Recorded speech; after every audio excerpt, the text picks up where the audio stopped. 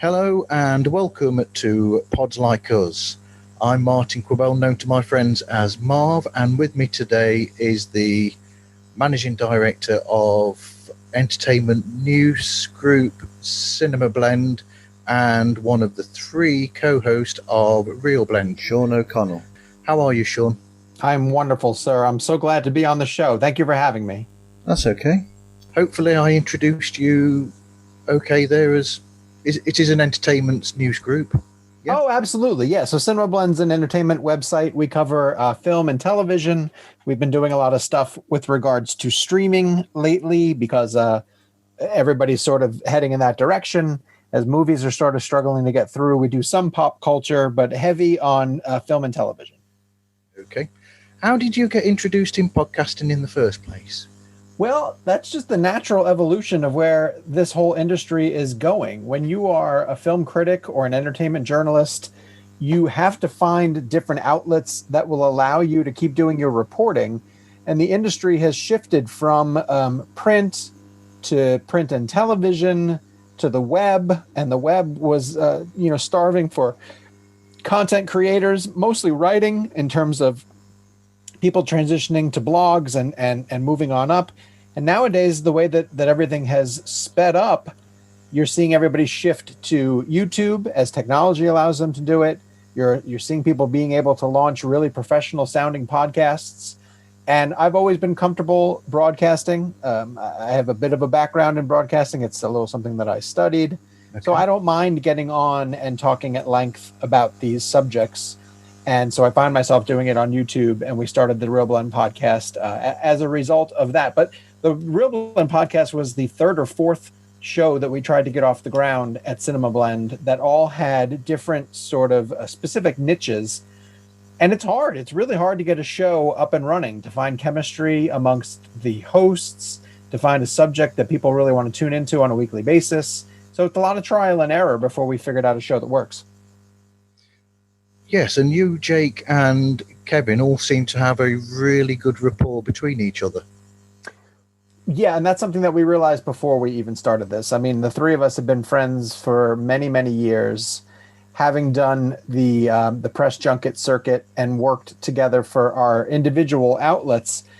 But they're just two of the guys who I would always gravitate toward when we were in big social settings, and they were the ones who I enjoyed having conversations with. And a lot of it is because we agree on a ton of things, but a lot of it's because we disagree on some really specific stuff, which has led to some of the most entertaining conversations, over drinks or over dinner or something, that when I was given the opportunity by Cinemablend to try to launch a show, the only people who I thought to do it with was those two, because I just knew the three of us together would have a really good time.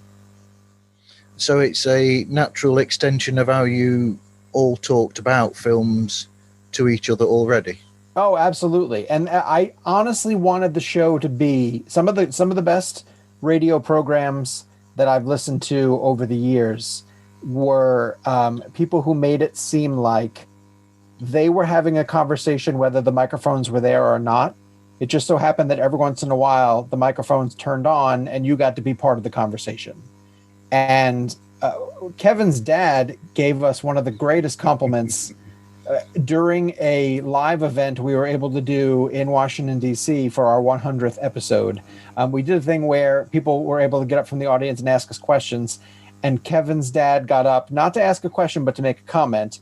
And he told everybody in the audience, he said, what you guys don't understand is that this show is going on all the time. He goes, I'm lucky I get to be a part of it, because we'll be at Kevin's house and the three of them will just be sitting around the kitchen table shooting the breeze about movies and bringing up scenes and talking about things that work and don't work. And the conversation is kind of endless. It's just that once, for an hour or two, once a week, we do it in a show format and try to make it sound professional. But we would all be doing this anyway, which is what's so entertaining to us about it. Well, I think everybody does that. I mean, I know that when I've been to see films with friends, that we all do that. We go and watch a film, and if it's made an impact on you, you can't stop talking about it until, well, it just keeps going and going, that talk does. I miss that aspect of the theater going bit more than ever right now. And especially for us it used to be at festivals, because we would get to see stuff earlier than most, and that's where you're getting to see some of the most provocative, conversation generating films, and you're seeing it with all your colleagues who are covering for different outlets, who this is all they do. So you're in an audience packed with people who only talk about movies, and it's their full-time job to talk about movies. So some of the conversations we would have on the sidewalk outside of theaters at places like Toronto or New York or Telluride or Savannah, some of these just amazing film festivals, those are the greatest things, and I truly miss that interaction right now as we're all trying to figure our way through this pandemic. But the way that you talk about films in the show, it's not, and this isn't to be a slight to anybody else, but it's not in a very, say, film critic style. It's a naturalistic style that you've all got when you talk about films between each other. Sure. And I don't know if this is a conscious decision that we ever made, but film criticism can be used as a tool to really tear things down. And that's productive. That can be productive, because you learn things that don't work and you figure out how to do it better the next time. But I think the three of us have come to terms with the fact that the more often than not, we want to celebrate on Reelblend the things that we enjoy and the things that are really moving us. So we end up spending way more time on something like the films of Christopher Nolan, or something that Damien Chazelle is working on, because they are, we did a ton on Invisible Man earlier this year because it was something that Lee Winnell really surprised us with. So instead of coming at it from a perspective of let's rip apart everything that doesn't work and be really negative, we've turned it into a podcast that is trying to be a celebration of cinema, and if it raises your awareness and encourages you to check out something that you wouldn't normally see or haven't yet caught up with, and then we can maybe bring you an interview with the director of that project. These are all things that we want to do to continue to boost the profile of really good films, because there's not enough time in the day out there now for all this negativity. We'd rather be a force for change and a force for good. Absolutely. So when it comes to the show structure, what is each person's role in getting the show put together? Sure. Gabe and I do a lot of it because we are employees of Cinemablend. Okay. The beauty of Kevin and Jake is that they are willing to do this every single week, but they are full-time employees at other outlets. So they are truly doing this on their own time. And because Gabe and I are full-time employees who are able to dedicate our resources to putting the show together, he and I are the ones who build an outline of the topics that we're going to discuss. And obviously, Kevin and Jake can weigh in on anything that they want to and make suggestions about topics that they want to do. And we have a running text chain that we are all in essentially every single day of the week. And so in there, we'll bounce out ideas of things we want to get to. We have certain staples of each show and try to follow a format. We have a news break, obviously. We tend to lead with an interview. We do a blend game at the end of the thing. The blend game is really picked by Gabe each week, so he kind of surprises us with what the topic's going to be. Yeah. We do a This Week in Movies section, so we do reviews. But then we have some flexibility to really go off on topics that we find pretty interesting. And so it is a, plan a day or two before we're getting together for everything, because we want to be as timely as we can. And we find that we get burned, if we record an episode and then huge news breaks after the fact. But that's essentially how the show gets put together. And the three of us are all, I think personally, so good at going off the cuff and just building off of each other that you can throw out a loose topic and it's easy for us to sort of riff on it for 10 minutes, 20 minutes. Okay. And when it comes to arranging guests, how do you arrange the guest and decide which guest to, well, it's probably a stupid question, which guest to actually ask to come onto the show? No, that's not a dumb question at all. A lot of it's driven by what films are coming and who we might be able to get access to. And the three of us have been lucky enough to have been plugged into the Hollywood interview circuit for a long period of time. So we're on the lists to get invitations to speak to different people. But over the 3 years that we've been doing the show now at this point, studios have gotten used to Reelblend being a viable outlet to bring their directors to. So they'll come to us and they'll say, hey, we also want to offer up this person. Are they available for the show? Do you want to take them? And more often than not, we're saying yes to just about everybody.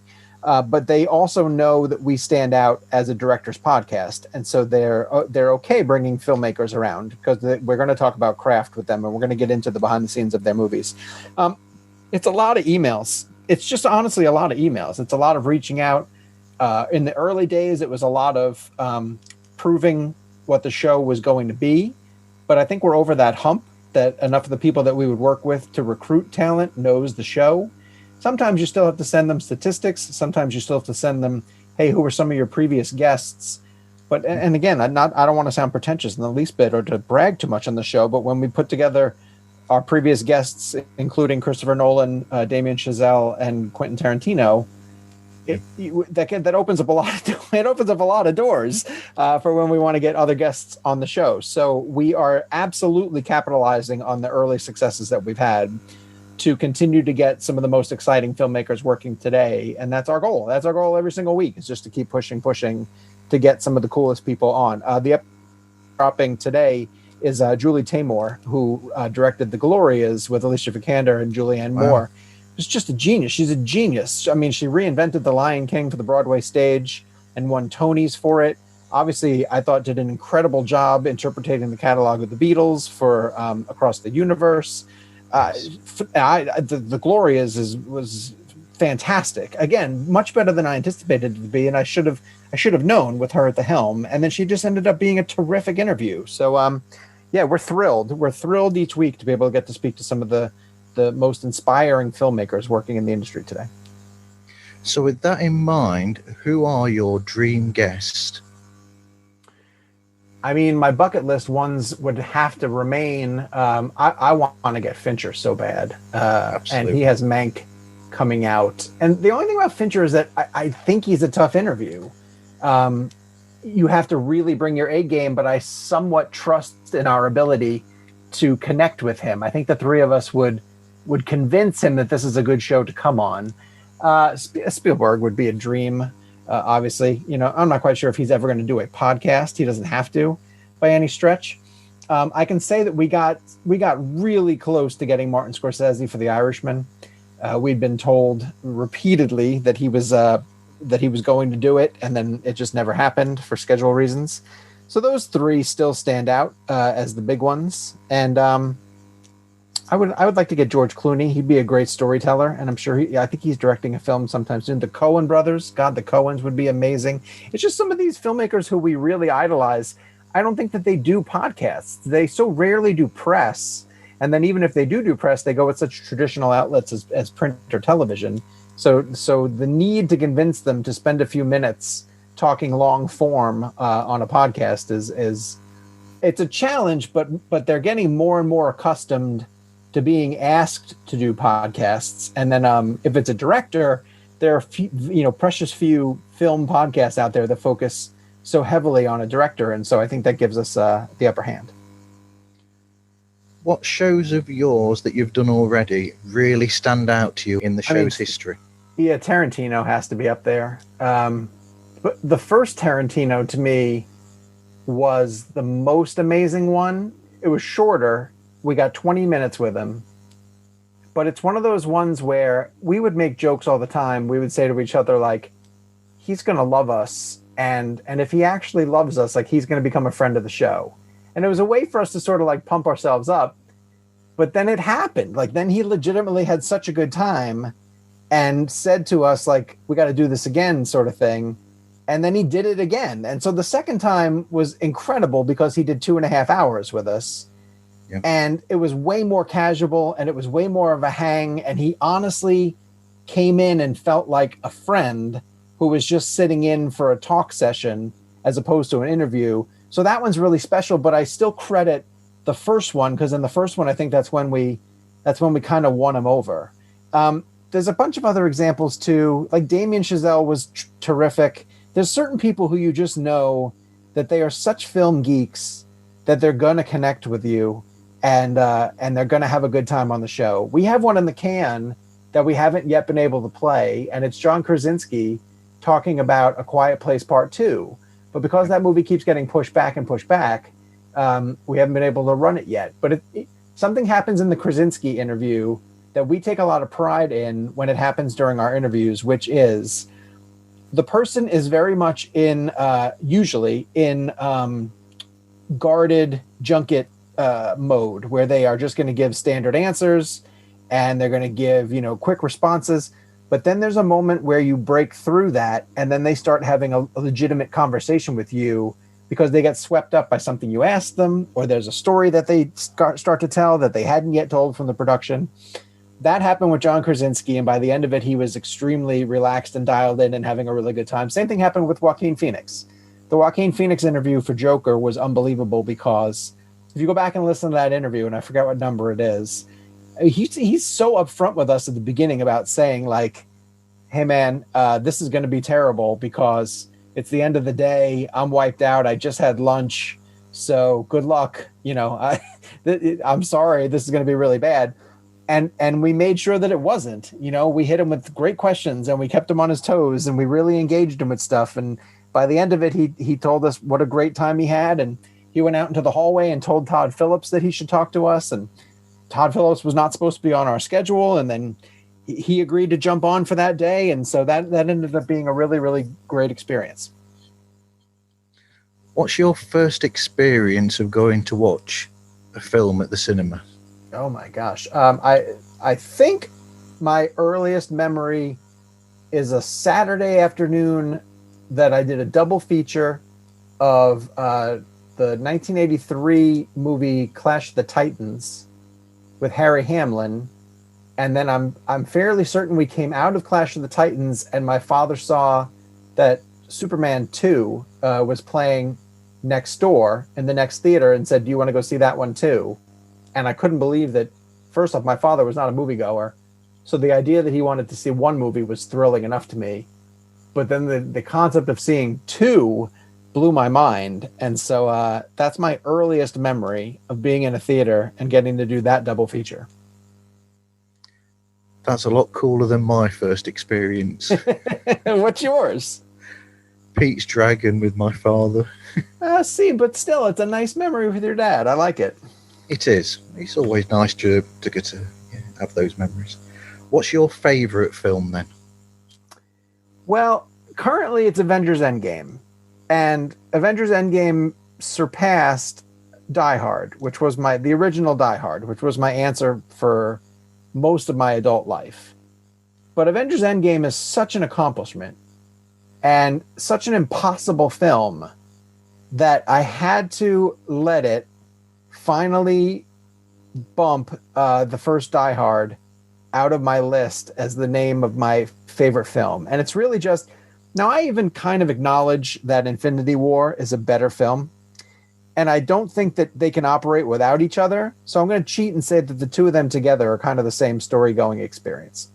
But Endgame has the final battle, which to me remains and will remain for, I assume, a very, very long time, one of the most, thrilling and memorable movie-going experiences, which is just, the portals scene and seeing that with an audience and just being so dialed in and everybody having such the most amazing time. And I'm not quite sure we're ever going to see anything like that again on that scale. So currently my answer is Avengers Endgame, but John McTiernan's first Die Hard is like right below it. They're 1A and 1B. They are. And Avengers Endgame as well. They had it all against them, didn't they? It seemed that way because they had to end all of that lead up from all those films that had come beforehand. Oh, it's impossible. There's no way that movie should exist. Like, when people ask me why I love Endgame, I say because there's a moment in that movie where Captain America throws Thor's hammer so that Spider-Man can grab onto it and land on the back of Valkyrie's horse as Gwyneth Paltrow in Iron Man armor battles, things that are flying around Spider-Man. And all of it makes sense in context. Like, that exists in a movie and it's real, and all those people are there for reasons because they built up to it, and it just shouldn't be, but it is, and I love it. I love everything about it. What's your go-to genre of film? It's definitely right now the comic book movie. I just think I think we're in the golden age of superhero movies, whether it be Marvel or DC. I'll pop in a Marvel film or a DC film on one of the streaming services, Disney Plus or HBO Max. I'm on those streaming services specifically for that content. I think it's exciting to see other filmmakers, really talented filmmakers, take on the genre, and that it lost the stigma of just being mindless blockbuster entertainment. So when you see the Russos take on a Captain America, Civil War, or Winter Soldier, when you see James Mangold, turn Logan into a Western, essentially, when you see Black Panther done by Ryan Coogler, like, the genre has elevated itself, and I think is only going to continue to grow in so many different exciting ways. So we've been doing this for 20 years now, the superhero genre, when you think about it. X-Men was 2000. The first Spider-Man was right around that time, the Sam Raimi one. That's kind of when all this stuff really kicked off. Even though we had plenty of superhero movies before that, I'd say that this era of studios and creators taking all that very seriously has been in this swing for about 20 years. And I think we could easily get another 20 years out of it with the way that DC, Marvel, and then some of the smaller variants are starting to explore different ways to bring characters to the big screen. Are there any films that you think have been overlooked, or films that aren't known to many people that you think people should see? Oh my God, countless ones. Sure.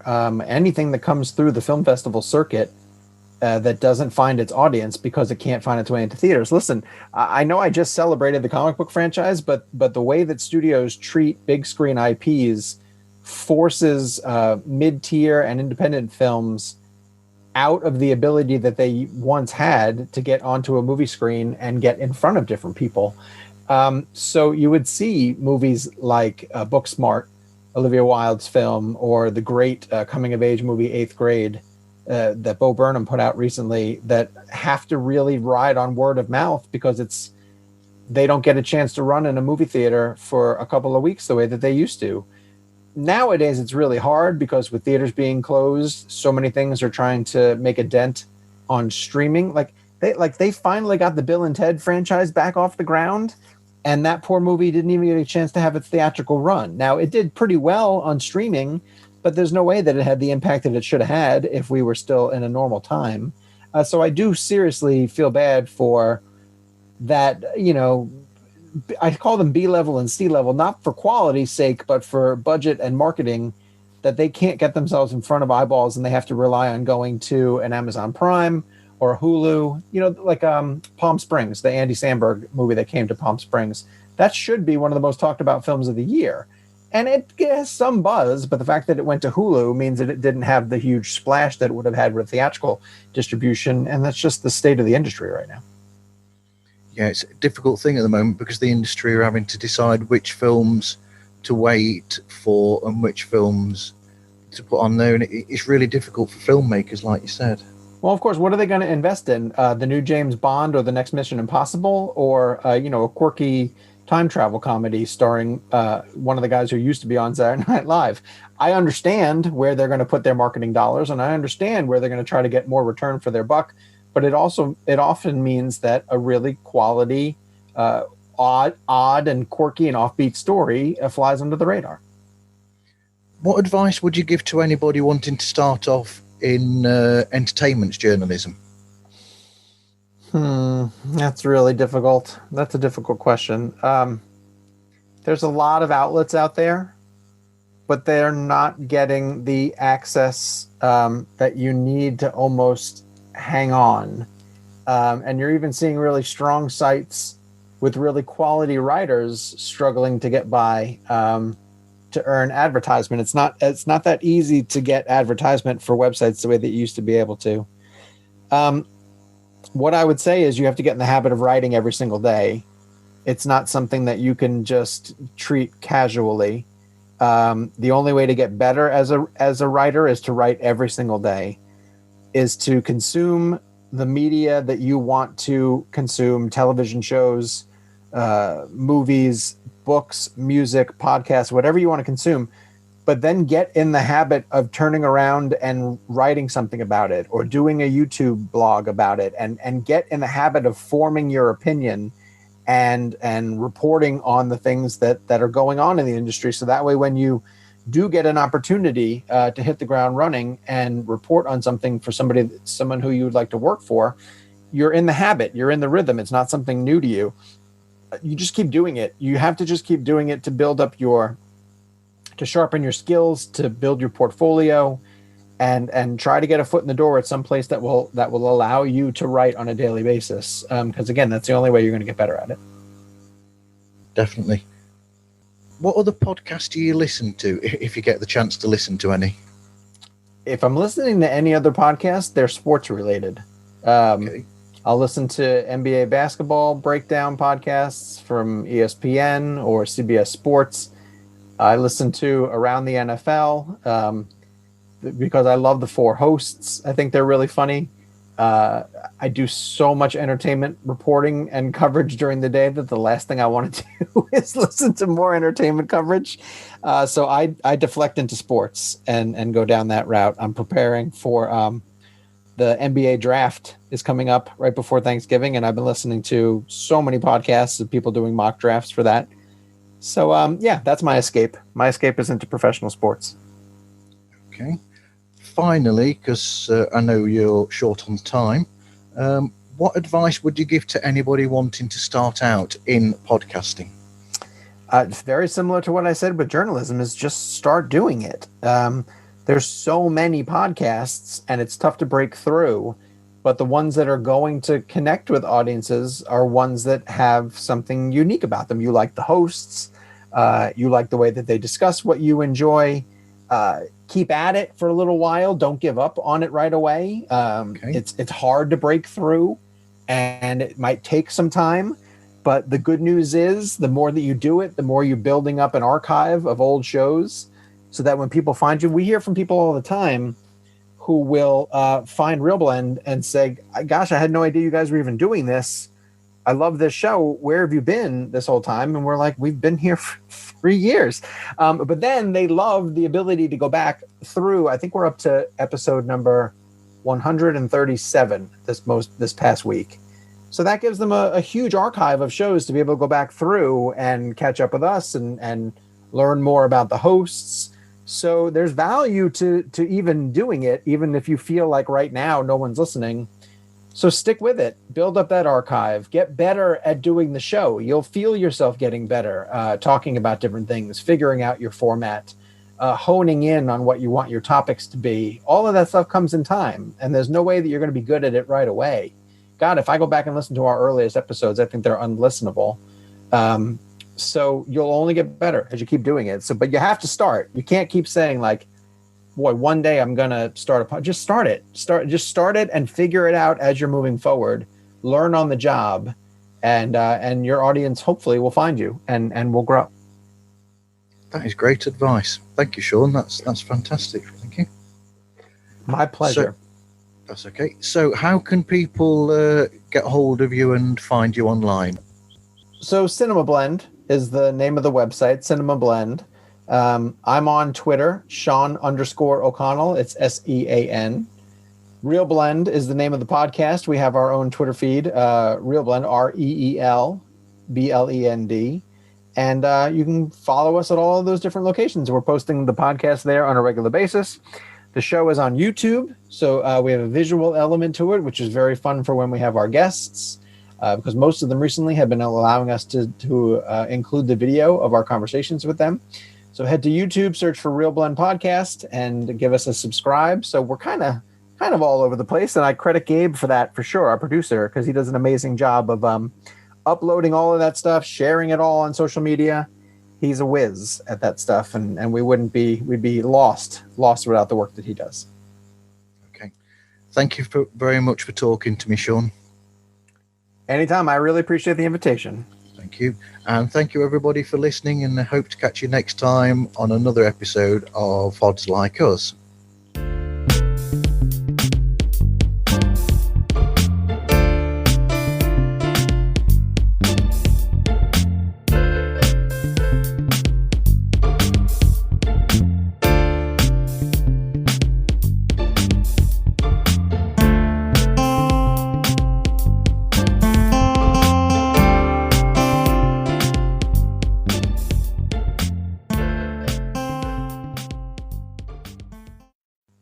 Okay, Sean, is there anything that you think that we might have missed that people need to know? No, I think you hit all the bases. I thought that was really good. Okay, thank you very Did it much. work for you? Yeah, I think that's Terrific. fine. In editing, I can fix my bits here and there. Martin, thank you so much for all your support, man. You've been there from day one. I love getting your notifications on Instagram that you're listening to us. It always makes me feel good. Something I look forward to. Well, yeah, I mean, what I'm trying to do with this is to introduce people to a podcast that they can get something from. So, like your show, it's there, it's fun, it gives you the information that you need, but it does it in a way that's not well, it's fun and it's interesting, and I love the show. I can't stop listening to it. Well, I really, really appreciate it, man. And I appreciate your time. Thanks for having me on. Thank you, Sean. I'll let you go on now. Thank you. All right, brother. Talk soon. Take care. Bye. Bye now.